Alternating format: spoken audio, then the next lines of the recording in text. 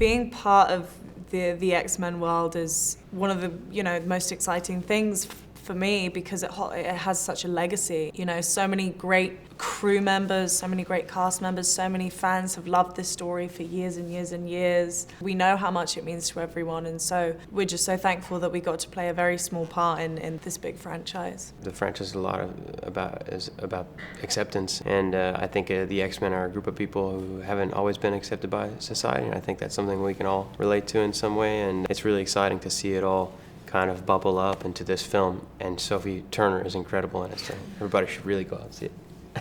You're incredible in this film. This is kind of the only superhero series where the mutants are kind of, at first, kind of ostracized and shunned and discriminated against because of these things that make them unique. And so when they take these differences and kind of put them all together, they realize that these differences are actually what makes them special. And I think that's something that everyone can really relate to. And some superhero movies are just kind of, they don't have these kind of real problems that a superhero, I suppose, would have, or a mutant would have if they were in everyday society. And so I feel that it's quite an accurate and true reflection of a lot of people today. We're working with kind of sensitive material here, because first there's like the comic iteration of the characters, and so we have to live up to that, and then James and Famke came along and they did an incredible job with the characters. It's exciting that it's a different interpretation and it's a different version of these characters, because we've gone back in time, we've kind of reset the history a little bit, so it's nice to explore the new iteration and take all the great values from either the past performances from other actors who have played the roles, or different iterations from comic books. It's great that you have all this source material to pull from, because it's super helpful when you're playing roles like this. Oh. Batman? Yeah. That would be cool. Always loved Batman. You'd be a great Batman. Because he's used to wearing a visor and acting with only certain parts of your face, right. So I guess... Just do it with the face. Just do it with the mouth, yeah. You'd be good at that. I don't know, probably Magneto. So within the X-Men franchise, Does it have to be outside the X-Men franchise? No, it doesn't have to be. Okay. In or out, right? Yeah.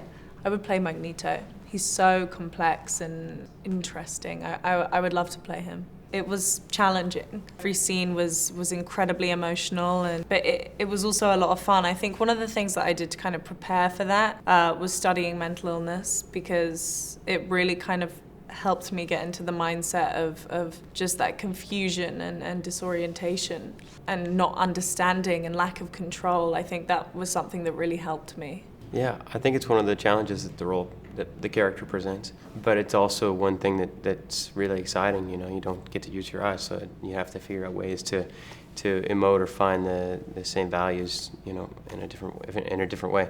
I mean, the note you would get a lot from Simon is he would come up and say, like, yeah, can you just do more, right, with your face. Did you find yourself overacting to compensate for not being able to a little see bit eyes? Sometimes, yeah. I mean, I think sometimes, but it's so frustrating sometimes, because you're like, I don't know what else to do. Yeah, it's like I'm giving you that do. emotion. Yeah. But it's always fun. She's amazing. She's one of my favorite actors and one of the best actors out there right now. I mean, working with her and watching the way that she kind of develops her character and how she can go from, as soon as they yell cut, straight from character back to in funny Jessica. It's just amazing to watch, and I feel like she's kind of a mentor to me. So it's just been amazing to kind of sit back and watch, one of the greatest people at that craft do it. I think it's amazing to see Jessica Chastain in an X-Men movie. Yeah. And I think this movie really is, or this franchise is really special, because it's always had great actors. So yes. A lot. Yeah. They are in a relationship.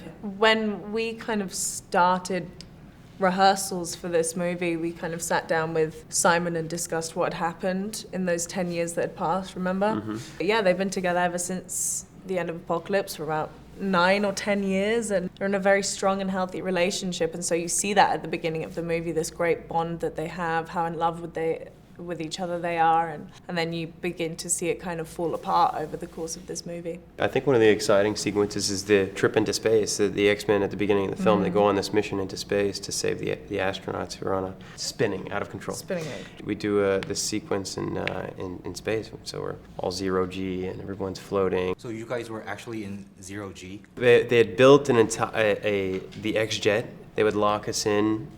When we went to shoot there, they would ask everyone, have you gone to the restroom? Because when they put the door on and bolted together, like they wouldn't take it off for an hour or two. So you're kind of stuck in the jet, which was pretty cool. And then it was on this big gimbal, which was like, shaking the entire thing. Spaceship so around. it was really cool. There are elements of these movies that are, a lot of visual effects, a lot of the stuff is done in post, but a lot of it's practical, which is really exciting. To be compelled, to be excited, it's enthralling. It's incredibly emotional, grounded and character-driven. But at the same time, really exciting and exhilarating with Yeah. all the cool sequences. Yeah. Thank you, head. guys. Oh, there you go. Thank you. Thank you.